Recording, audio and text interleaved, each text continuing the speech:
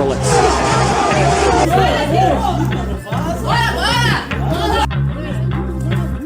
Ah, ficou ofendidinho? Você vai fazer o quê? Vai fazer o quê? Pessoas, o tempo voa e as coisas mudam, né?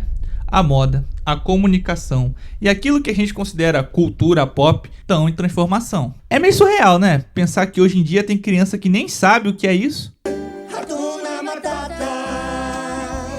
Ou isso. Bom, a gente tá vivendo uma era de tensão. A cultura mudou rápido e muita gente tá surtando com isso. E já é óbvio que tem uma guerra cultural acontecendo. Ideologia, liberdade de expressão, representatividade. Tudo isso está dominando o debate público. O impacto disso nos filmes, na política e nas redes sociais é esfregado a todo tempo na nossa cara. Então, nos últimos anos, estamos vendo aí um conflito entre duas visões de mundo. Do lado esquerdo, os movimentos progressistas, muitas vezes chamados de woke, pregando inclusão, diversidade, justiça social. A intenção parece nobre, mas o problema é o pacote completo. Junto com inclusão, muitas vezes vem imposição, censura e aquela patrulhinha ideológica. Já no lado direito, os conservadores. Esses são os que gritam por valores, princípios e liberdade de expressão. Mas para alguns, toda essa moralidade é só um pano para não perder os privilégios. Eles querem manter um passado que romantizam, mesmo que ele fosse injusto para muita gente. Olha, no começo, o pessoal woke realmente estava dominando boa parte da cultura e ganhando essa batalha cultural. Mas os ventos mudaram.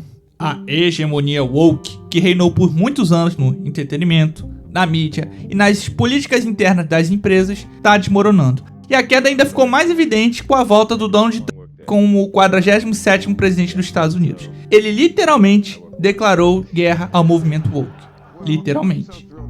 And our country will be woke no longer. E galera, todo mundo tá vendo que a reação conservadora tá forte. Nomes como os irmãos Tate, Jordan Peterson, movimentos Red Pills e uma enxurrada de boicotes a marcas que abraçam pautas progressistas. Mas calma lá, a guerra cultural tá longe de acabar. Do lado canhoto do ringue, ainda tem artistas, ativistas e milhões de pessoas comuns que seguem resistindo. E com as eleições chegando no Brasil, é só mais lenha na fogueira. Cadê o Zé Gotinha? Cadê o nosso querido Zé Gotinha?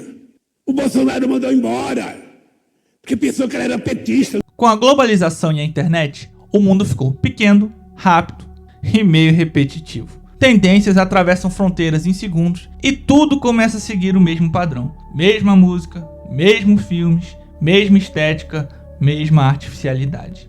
Enquanto isso, o que era legal e único em cada lugar vai apenas virando curiosidade cultural ou coisa de antigamente.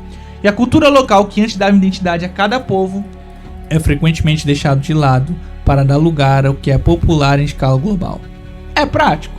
É. Mas também é meio triste ver tanta coisa se perdendo.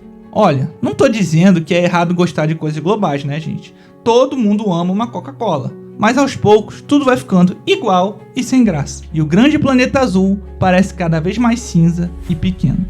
Parece que a globalização veio para ficar. Mas por causa disso, o mundo se torna um lugar cada vez menos mágico. O mundo já foi um lugar muito melhor.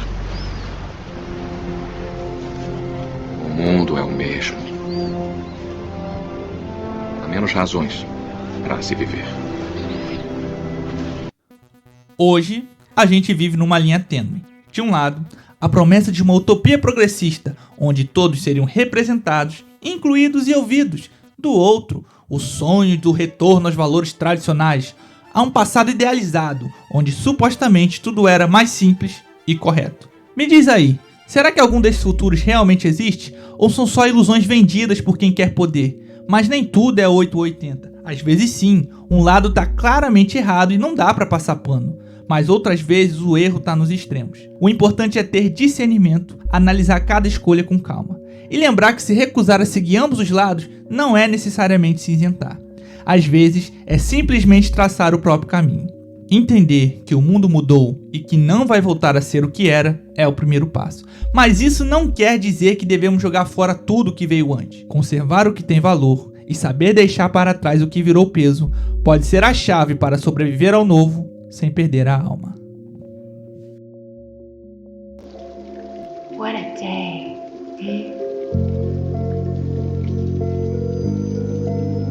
You look lonely. I can fix that. A revolução tecnológica avança forte. Enquanto isso, as novas gerações estão enfrentando um mercado cada vez mais competitivo e desumano, onde até a criatividade, o que antes era nosso diferencial, começa a ser replicada por algoritmos. Em maio de 2024, Sam Altman, CEO da OpenAI, revelou ao mundo o ChatGPT 4o, uma inteligência artificial com uma voz e reações vocais bem parecidas com a de um ser humano.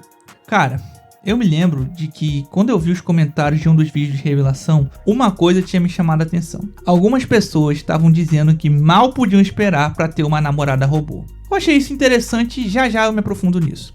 A empresa Realbotix, por exemplo, já fabrica robôs humanoides com interação emocional. No próprio site da empresa, é dito que esses robôs são ideais para lidar com a epidemia de solidão que assola os Estados Unidos.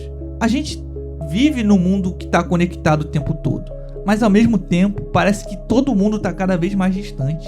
Pessoal, a polarização política, as briguinhas por qualquer coisa, o clima de nós contra eles, tudo isso só afasta mais as pessoas.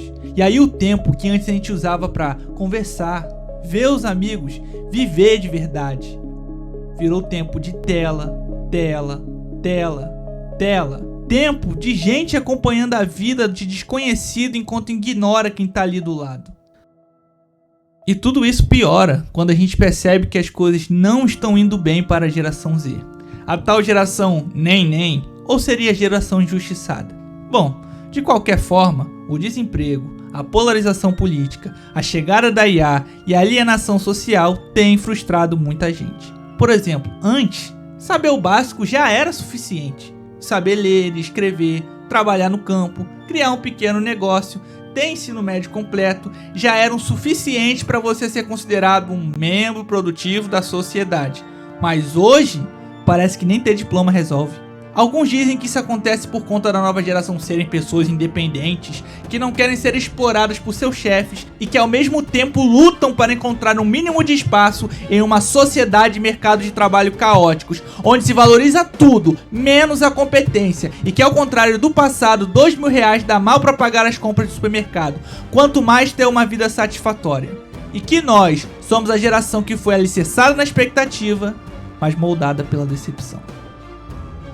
Já outros dizem que é o capricho de filhos mimados que não valorizam o trabalho e não conseguem se contentar com pouco, o retrato de tempos difíceis criados por homens fracos. Independentemente, tudo isso é um presságio de um cenário que virá marcado por difícil adaptação, competitividade e frustração. Portanto, deveras eu vos digo, com a aposentadoria dos boomers e da geração X, o mundo passa enfim para as mãos dos millennials e da geração Z. E agora? Podemos alcançar uma utopia, com avanços médicos, tecnologias libertadoras e até colônias no espaço. Ou caminhar rumo a um colapso social, onde o real e o virtual se confundem, e as relações humanas se desfazem em guerra, indiferença e solidão. Pensa comigo. Olha tudo o que rolou nos últimos 5 anos.